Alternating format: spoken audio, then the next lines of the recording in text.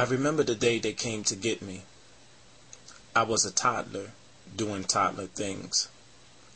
I remember playing with my toys, hide and seek with my imaginary friend. Who would have thought that the game of hide and seek would soon be a game of life? When I say hide, it was a life of burying depression and pain. When I say hide, it was trying to manage and cope as a growing child into teens with identity crisis. Looking in the mirror for witness, do I look like them? When I say hide, I'm speaking of the anxiety and fear of permanent separation, questions in my mind, in my heart, will I ever see them again?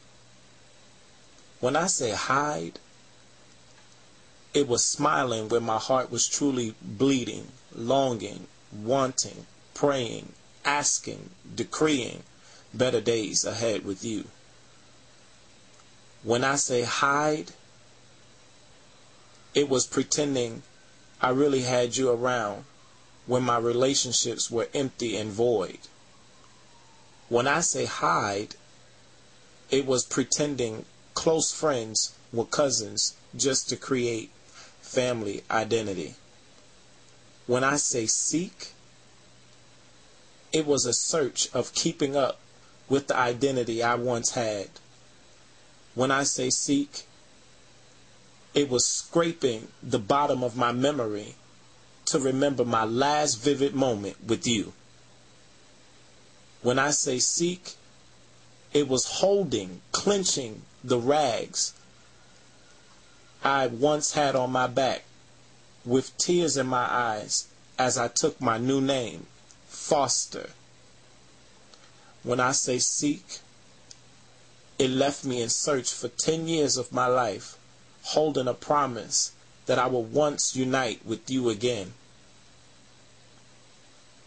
When I say seek, it was the burning passion in my heart that let me know there were only a few more nights of weeping and crying and I would see you again.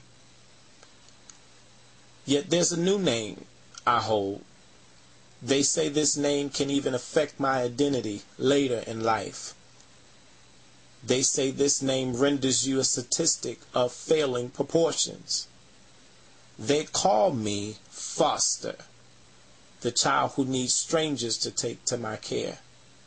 They call me Foster, the child whose family is in crisis. They call me Foster, the child who suffers with separation anxiety. They call me Foster, the child who acts out for bits of attention when the pain gets too great. They call me Foster, the one who's tremendously favored, not always fortunate. Every time I heard Foster, it reminded me of the abandonment I experienced. I felt like nobody's child, orphan, trash, thrown away.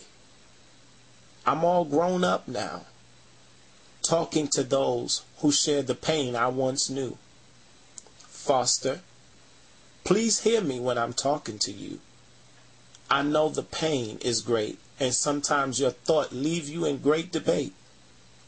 Foster, sometimes you have to give up the hope that the past could have been any different and accept the gift of the present. Your now is greater than your past. Foster, don't you know that when your mother and your father forsake you, then the Lord will take you up? Foster, I need you to hear me that the tearing in your heart will mend. The memories in your mind will heal. You will one day wake up from the nightmare and the glaring pain of torment that makes you wake with night sweats in your sleep. Foster, your name is truly greater than you know. Did you know that it stands for growth and promotion? That it stands for care and cherished?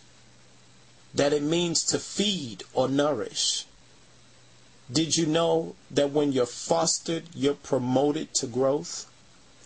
Foster, hear me when I tell you. I once was in your shoes. I grew up fostered. I had to be nourished, loved, cared for, supported, promoted, and further to stand here to tell you today, there's nothing wrong with being fostered, because it's all about how you come out of it all. So stand strong, foster.